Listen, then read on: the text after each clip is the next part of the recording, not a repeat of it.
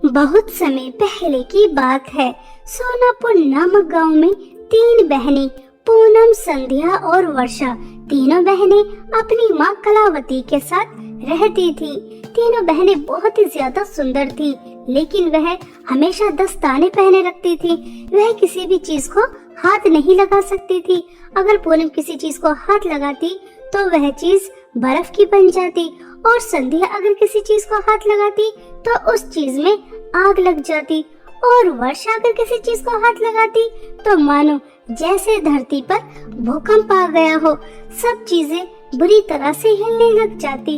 इसलिए तीनों बहनें भूल कर भी अपने दस्ताने नहीं उतारती थी।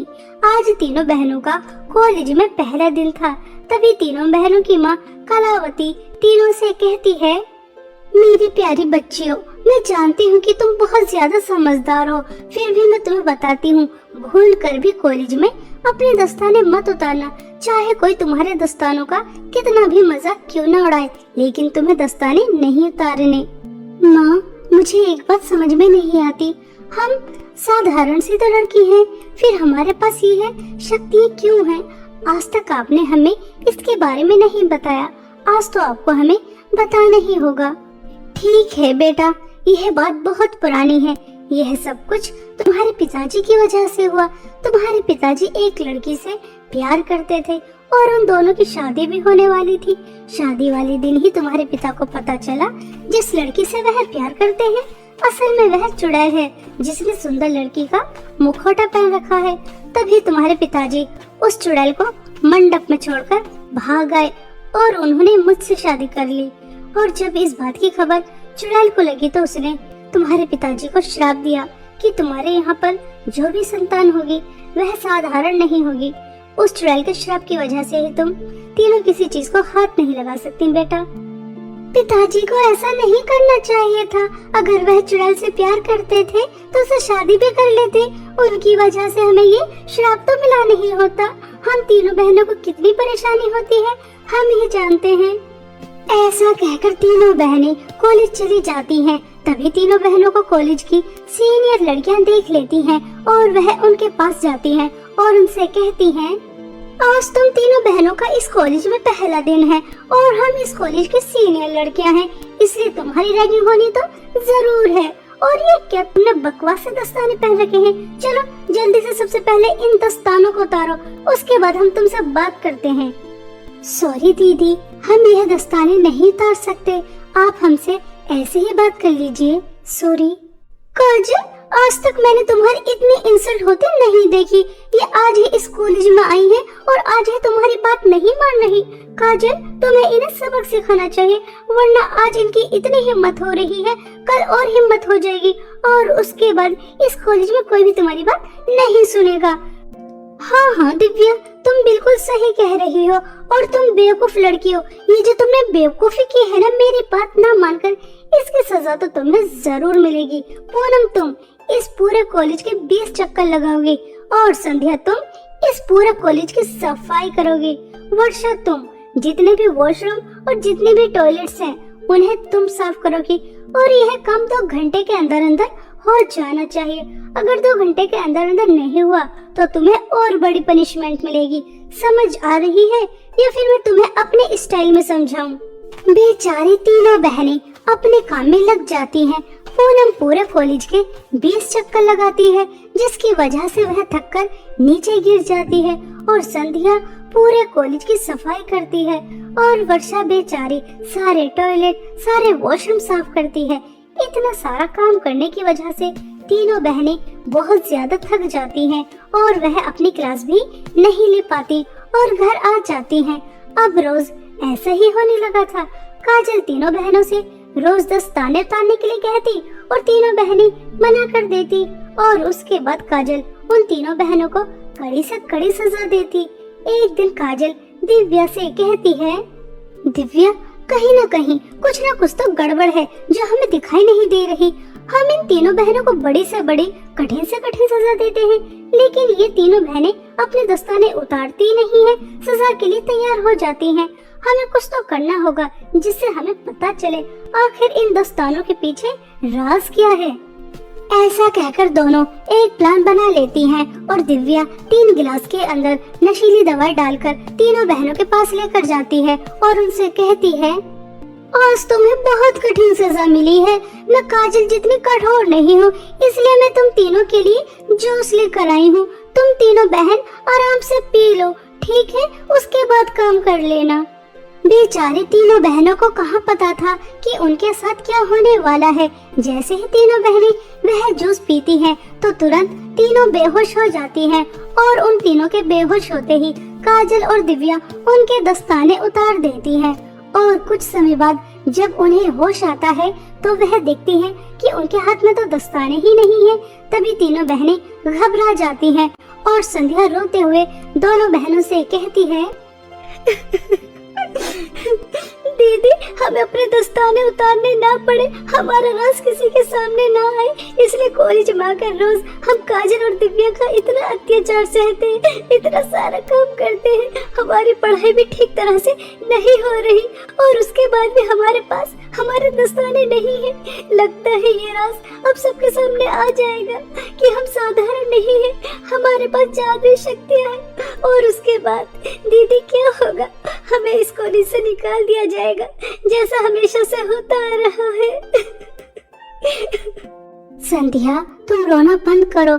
अब हम तीनों बहनों को यहाँ से बहुत सावधानी से घर जाना होगा। ध्यान रहे गलती से भी हमें कोई ना देख ले। ऐसा कहकर तीनों बहनें जाने लगती हैं, लेकिन इन तीनों बहनों की बातें काजल और दिव्या सुन लेती हैं और जैसे ही छुपकर तीनों बहनें घर जा रही थीं, तभी काजल और दिव्या पीछे से तीनों बहनों को धक्का दे देती हैं और वह नीचे गिर जाती हैं। और वही होता है जो होना नहीं था।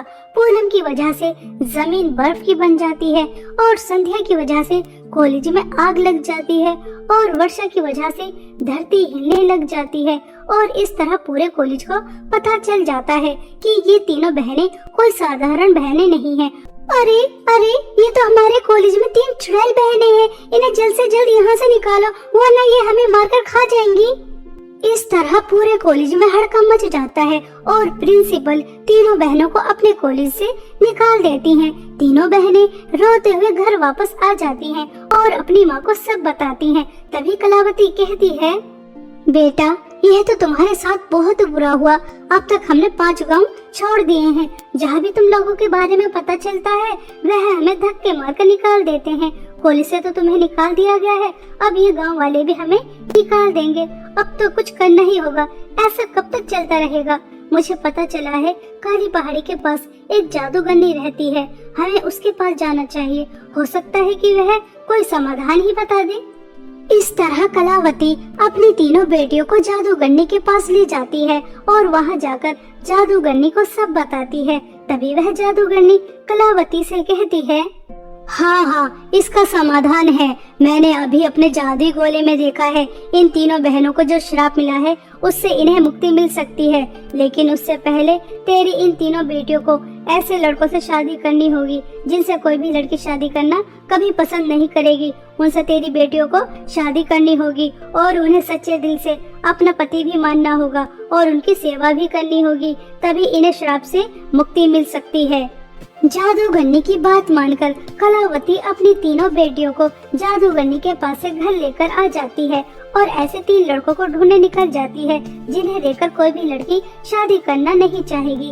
कलावती ऐसे ही लड़कों की तलाश कर रही थी। तभी कलावती देखती है एक बूढ़ी औरत एक पेड़ के नीचे बैठी रो रही थी। तभी कलावती उसके पास जाती है और उस बूढ़ी औरत से पूछती है कि वह क्यों रो रही है। तभी वह बूढ़ी औरत कलावती से कहती है, मेरी उम्र हो चुकी है, मेरा कुछ पता नहीं मैं कब इस दुनिया को छोड़कर चली जाऊं। मरने से पहले अपने तीनों बेटों की शादी देखना चाहती हूँ, लेकिन मेरे बेटों की शादी होती नहीं है क्योंकि एक अंधा है, एक गूंगा है और एक लंगड़ा है। अब तुम ही बताओ, ऐसे लड़कों से कौन लड़की शादी कर सकती है? मैं अपने तीनों बेटियों की शादी आपके तीनों बेटों से कराना चाहती हूँ, अगर आपको कोई आपत्ति ना हो तो। कलावती की यह बात सुनकर वह बूढ़ी औरत बहुत ज्यादा खुश हो जाती है और वह अपने बेटों की शादी तुरंत कलावती की बेटियों से कराने के लिए तैयार हो जाती है।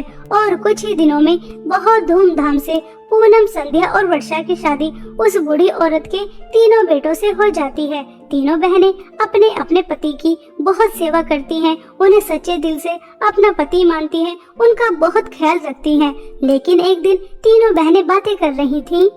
काश हमारे पति भी ठीक हो जाएं, मेरा पति बोलने लग जाए, तुम्हारा पति चलने लग जाए और वर्षा तुम्हारा पति देखने लग जाए तो कितना अच्छा होगा।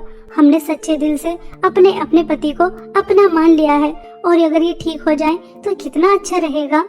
पूनम बस इतना कहती ही है, तभी वह देखती है कि तीनों के पति बिल्कुल ठीक हो जाते हैं, उनके अंदर किसी भी प्रकार की कोई कमी नहीं रहती। यह देखकर तीनों बहनें बहुत ज्यादा खुश हो जाती हैं। तभी तीनों बहनें समझ जाती हैं कि उन्हें श्राप से मुक्ति मिल चुकी है और उनका वह श्राप वरदान में बदल गया है। तीनों बहनें यह बात खुशी खुशी अपनी सास को बताती हैं। तभी वह खुश होकर अपनी तीनों बहुओं से कहती है, अरे वाह, मेरी तो एक नहीं, दो नहीं, तीन तीन बहुएं जादुई हैं, जिनकी जादुई शक्ति से मेरे बेटे बिल्कुल ठीक हो गए और अब तो धन दौलत की भी कोई कमी नहीं रहेगी। मेरे घर में साक्षात लक्ष्मी आई है, मैं तो धन्य ही हो गई ऐसी जादुई तीन बहुएं पाकर। इस तरह तीनों बहनें जादुई बहुएं बनकर अपने ससुराल में एक हंसी खुशी जीवन बिताती हैं। अब उन्हें दस्ताने भी पहनने नहीं पड़ते। बहुत समय पहले की बात है। सोनापुर नामक गांव में तीन बहनें पूनम, संध्या और वर्षा, तीनों बहनें अपनी माँ कलावती के साथ रहती थी। तीनों बहनें बहुत ही ज्यादा सुंदर थी, लेकिन वह हमेशा दस्ताने पहने रखती थी। वह किसी भी चीज को हाथ नहीं लगा सकती थी। अगर पूनम किसी चीज को हाथ लगाती तो वह चीज बर्फ की बन जाती और संध्या अगर किसी चीज को हाथ लगाती तो उस चीज में आग लग जाती और वर्षा अगर किसी चीज को हाथ लगाती तो मानो जैसे धरती पर भूकंप आ गया हो, सब चीजें बुरी तरह से हिलने लग जाती। इसलिए तीनों बहनें भूल कर भी अपने दस्ताने नहीं उतारती थीं। आज तीनों बहनों का कॉलेज में पहला दिन था। तभी तीनों बहनों की माँ कलावती तीनों से कहती है, मेरी प्यारी बच्चियों, मैं जानती हूँ कि तुम बहुत ज्यादा समझदार हो, फिर भी मैं तुम्हें बताती हूँ, भूल कर भी कॉलेज में अपने दस्ताने मत उतारना। चाहे कोई तुम्हारे दस्तानों का कितना भी मजाक क्यों न उड़ाए, लेकिन तुम्हें दस्ताने नहीं उतारने। माँ, मुझे एक बात समझ में नहीं आती, हम साधारण सी तो लड़की हैं, फिर हमारे पास ये है शक्तियाँ क्यों हैं? आज तक आपने हमें इसके बारे में नहीं बताया, आज तो आपको हमें बताना ही होगा। ठीक है बेटा, यह बात बहुत पुरानी है। यह सब कुछ तुम्हारे पिताजी की वजह से हुआ। तुम्हारे पिताजी एक लड़की से प्यार करते थे और उन दोनों की शादी भी होने वाली थी। शादी वाले दिन ही तुम्हारे पिता को पता चला जिस लड़की से वह प्यार करते हैं असल में वह चुड़ैल है, जिसने सुंदर लड़की का मुखौटा पहन रखा है। तभी तुम्हारे पिताजी उस चुड़ैल को मंडप में छोड़कर भाग गए और उन्होंने मुझसे शादी कर ली। और जब इस बात की खबर चुड़ैल को लगी तो उसने तुम्हारे पिताजी को श्राप दिया कि तुम्हारे यहाँ पर जो भी संतान होगी वह साधारण नहीं होगी। उस चुड़ैल के श्राप की वजह से ही तुम तीनों किसी चीज को हाथ नहीं लगा सकती बेटा। पिताजी को ऐसा नहीं करना चाहिए था। अगर वह चुड़ैल से प्यार करते थे तो उसे शादी भी कर लेते। उनकी वजह से हमें ये श्राप तो मिला नहीं होता। हम तीनों बहनों को कितनी परेशानी होती है हम ही जानते हैं। ऐसा कहकर तीनों बहनें कॉलेज चली जाती हैं। तभी तीनों बहनों को कॉलेज की सीनियर लड़कियां देख लेती हैं और वह उनके पास जाती हैं और उनसे कहती हैं, आज तुम तीनों बहनों का इस कॉलेज में पहला दिन है और हम इस कॉलेज की सीनियर लड़कियां हैं, इसलिए तुम्हारी रैगिंग होनी तो जरूर है। और ये क्या तुमने बकवास से दस्ताने पहन रखे हैं? चलो जल्दी से सबसे पहले इन दस्तानों को उतारो, उसके बाद हम तुमसे बात करते हैं। सॉरी दीदी, हम यह दस्ताने नहीं उतार सकते, आप हमसे ऐसे ही बात कर लीजिए। सॉरी। काजल, आज तक मैंने तुम्हारी इतनी इंसल्ट होते नहीं देखी। ये आज ही इस कॉलेज में आई है और आज ही तुम्हारी बात नहीं मान रही। काजल, तुम्हें इन्हें सबक सिखाना चाहिए, वरना आज इनकी इतनी हिम्मत हो रही है, कल और हिम्मत हो जाएगी और उसके बाद इस कॉलेज में कोई भी तुम्हारी बात नहीं सुनेगा। हाँ हाँ दिव्या, तुम बिल्कुल सही कह रही हो और तुम बेवकूफ लड़की हो। ये जो तुमने बेवकूफी की है ना मेरी बात ना मानकर, इसकी सजा तो तुम्हें जरूर मिलेगी। पूनम, तुम इस पूरे कॉलेज के 20 चक्कर लगाओगी और संध्या तुम इस पूरे कॉलेज की सफाई करोगी। वर्षा, तुम जितने भी वॉशरूम और जितने भी टॉयलेट्स हैं उन्हें तुम साफ करोगी और यह काम 2 घंटे के अंदर अंदर हो जाना चाहिए। अगर 2 घंटे के अंदर अंदर नहीं हुआ तो तुम्हें और बड़ी पनिशमेंट मिलेगी। समझ आ रही है या फिर मैं तुम्हें अपने स्टाइल में समझाऊं? बेचारी तीनों बहनें अपने काम में लग जाती हैं। पूनम पूरे कॉलेज के 20 चक्कर लगाती है, जिसकी वजह से वह थककर नीचे गिर जाती है और संध्या पूरे कॉलेज की सफाई करती है और वर्षा बेचारी सारे टॉयलेट, सारे वॉशरूम साफ करती है। इतना सारा काम करने की वजह से तीनों बहनें बहुत ज्यादा थक जाती हैं और वह अपनी क्लास भी नहीं ले पाती और घर आ जाती हैं। अब रोज ऐसा ही होने लगा था। काजल तीनों बहनों से रोज 10 ताने उतारने के लिए कहती और तीनों बहनें मना कर देती और उसके बाद काजल उन तीनों बहनों को कड़ी से कड़ी सजा देती। एक दिन काजल दिव्या से कहती है, दिव्या, कहीं ना कहीं कुछ ना कुछ तो गड़बड़ है जो हमें दिखाई नहीं दे रही। हम इन तीनों बहनों को बड़ी से बड़ी, कठिन से कठिन सजा देते हैं, लेकिन ये तीनों बहनें अपने दस्ताने उतारती नहीं हैं, सजा के लिए तैयार हो जाती हैं। हमें कुछ तो करना होगा जिससे हमें पता चले आखिर इन दस्तानों के पीछे राज क्या है। ऐसा कहकर दोनों एक प्लान बना लेती हैं और दिव्या 3 गिलास के अंदर नशीली दवाई डालकर तीनों बहनों के पास लेकर जाती है और उनसे कहती है, आज तुम्हें बहुत कठिन सजा मिली है। मैं काजल जितनी कठोर नहीं हूँ, इसलिए मैं तुम तीनों के लिए जूस लेकर आई हूँ। तुम तीनों बहन आराम से पी लो, ठीक है? उसके बाद काम कर लेना। बेचारी तीनों बहनों को कहाँ पता था कि उनके साथ क्या होने वाला है। जैसे ही तीनों बहनें वह जूस पीती हैं, तो तुरंत तीनों बेहोश हो जाती हैं और उन तीनों के बेहोश होते ही काजल और दिव्या उनके दस्ताने उतार देती हैं। और कुछ समय बाद जब उन्हें होश आता है तो वह देखती हैं कि उनके हाथ में तो दस्ताने ही नहीं है। तभी तीनों बहनें घबरा जाती हैं और संध्या रोते हुए दोनों बहनों से कहती है,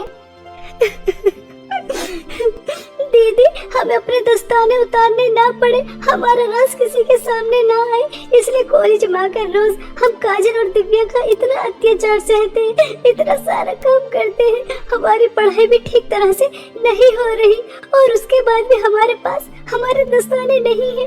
लगता है ये राज अब सबके सामने आ जाएगा कि हम साधारण नहीं है, हमारे पास जादुई शक्तियाँ हैं और उसके बाद दीदी क्या होगा? हमें इस कॉलेज से निकाल दिया जाएगा, जैसा हमेशा से होता आ रहा है। संध्या, तुम रोना बंद करो। अब हम तीनों बहनों को यहाँ से बहुत सावधानी से घर जाना होगा। ध्यान रहे गलती से भी हमें कोई ना देख ले। ऐसा कहकर तीनों बहनें जाने लगती हैं, लेकिन इन तीनों बहनों की बातें काजल और दिव्या सुन लेती हैं और जैसे ही छुपकर तीनों बहनें घर जा रही थी, तभी काजल और दिव्या पीछे से तीनों बहनों को धक्का दे देती हैं और वह नीचे गिर जाती हैं। और वही होता है जो होना नहीं था। पूनम की वजह से जमीन बर्फ की बन जाती है और संध्या की वजह से कॉलेज में आग लग जाती है और वर्षा की वजह से धरती हिलने लग जाती है और इस तरह पूरे कॉलेज को पता चल जाता है कि ये तीनों बहनें कोई साधारण बहनें नहीं हैं। अरे अरे, ये तो हमारे कॉलेज में 3 चुड़ैल बहनें हैं, इन्हें जल्द से जल्द यहाँ से निकालो वरना ये हमें मारकर खा जाएंगी। इस तरह पूरे कॉलेज में हड़कंप मच जाता है और प्रिंसिपल तीनों बहनों को अपने कॉलेज से निकाल देती हैं। तीनों बहनें रोते हुए घर वापस आ जाती हैं और अपनी माँ को सब बताती हैं। तभी कलावती कहती है, बेटा, यह तो तुम्हारे साथ बहुत बुरा हुआ। अब तक हमने 5 गांव छोड़ दिए हैं। जहाँ भी तुम लोगों के बारे में पता चलता है वह हमें धक्के मारकर निकाल देते हैं। कॉलेज से तो तुम्हें निकाल दिया गया है, अब ये गांव वाले भी हमें निकाल देंगे। अब तो कुछ करना ही होगा। ऐसा कब तक चलता रहेगा?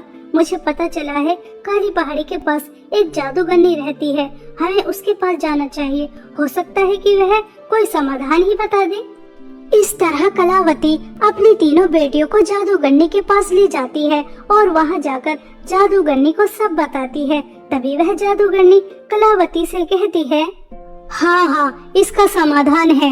मैंने अभी अपने जादुई गोले में देखा है। इन तीनों बहनों को जो श्राप मिला है उससे इन्हें मुक्ति मिल सकती है, लेकिन उससे पहले तेरी इन तीनों बेटियों को ऐसे लड़कों से शादी करनी होगी जिनसे कोई भी लड़की शादी करना कभी पसंद नहीं करेगी। उनसे तेरी बेटियों को शादी करनी होगी और उन्हें सच्चे दिल से अपना पति भी मानना होगा और उनकी सेवा भी करनी होगी, तभी इन्हें श्राप से मुक्ति मिल सकती है। जादूगरनी की बात मानकर कलावती अपनी तीनों बेटियों को जादूगरनी के पास से घर लेकर आ जाती है और ऐसे 3 लड़कों को ढूंढने निकल जाती है जिन्हें देखकर कोई भी लड़की शादी करना नहीं चाहेगी। कलावती ऐसे ही लड़कों की तलाश कर रही थी। तभी कलावती देखती है एक बूढ़ी औरत एक पेड़ के नीचे बैठी रो रही थी। तभी कलावती उसके पास जाती है और उस बूढ़ी औरत से पूछती है कि वह क्यों रो रही है। तभी वह बूढ़ी औरत कलावती से कहती है, मेरी उम्र हो चुकी है, मेरा कुछ पता नहीं मैं कब इस दुनिया को छोड़कर चली जाऊं। मरने से पहले अपने तीनों बेटों की शादी देखना चाहती हूँ, लेकिन मेरे बेटों की शादी होती नहीं है क्योंकि एक अंधा है, एक गूंगा है और एक लंगड़ा है। अब तुम ही बताओ, ऐसे लड़कों से वो लड़की शादी कर सकती है? मैं अपने तीनों बेटियों की शादी आपके तीनों बेटों से कराना चाहती हूँ, अगर आपको कोई आपत्ति ना हो तो। कलावती की यह बात सुनकर वह बूढ़ी औरत बहुत ज्यादा खुश हो जाती है और वह अपने बेटों की शादी तुरंत कलावती की बेटियों से कराने के लिए तैयार हो जाती है। और कुछ ही दिनों में बहुत धूमधाम से पूनम, संध्या और वर्षा की शादी उस बूढ़ी औरत के तीनों बेटों से हो जाती है। तीनों बहनें अपने अपने पति की बहुत सेवा करती हैं, उन्हें सच्चे दिल से अपना पति मानती हैं, उनका बहुत ख्याल रखती हैं। लेकिन एक दिन तीनों बहनें बातें कर रही थीं। काश हमारे पति भी ठीक हो जाएं, मेरा पति बोलने लग जाए, तुम्हारा पति चलने लग जाए और वर्षा तुम्हारा पति देखने लग जाए तो कितना अच्छा होगा। हमने सच्चे दिल से अपने अपने पति को अपना मान लिया है और अगर ये ठीक हो जाए तो कितना अच्छा रहेगा। पूनम बस इतना कहती ही है, तभी वह देखती है कि तीनों के पति बिल्कुल ठीक हो जाते हैं, उनके अंदर किसी भी प्रकार की कोई कमी नहीं रहती। यह देखकर तीनों बहनें बहुत ज्यादा खुश हो जाती हैं। तभी तीनों बहनें समझ जाती हैं कि उन्हें श्राप से मुक्ति मिल चुकी है और उनका वह श्राप वरदान में बदल गया है। तीनों बहनें यह बात खुशी खुशी अपनी सास को बताती हैं। तभी वह खुश होकर अपनी तीनों बहुओं से कहती है, अरे वाह, मेरी तो एक नहीं, 2 नहीं, 3 बहुएं जादुई हैं, जिनकी जादुई शक्ति से मेरे बेटे बिल्कुल ठीक हो गए और अब तो धन दौलत की भी कोई कमी नहीं रहेगी। मेरे घर में साक्षात लक्ष्मी आई है। मैं तो धन्य ही हो गई ऐसी जादुई 3 बहुएं पाकर। इस तरह तीनों बहनें जादुई बहुएं बनकर अपने ससुराल में एक हंसी खुशी जीवन बिताती हैं। अब उन्हें दस्ताने भी पहनने नहीं पड़ते।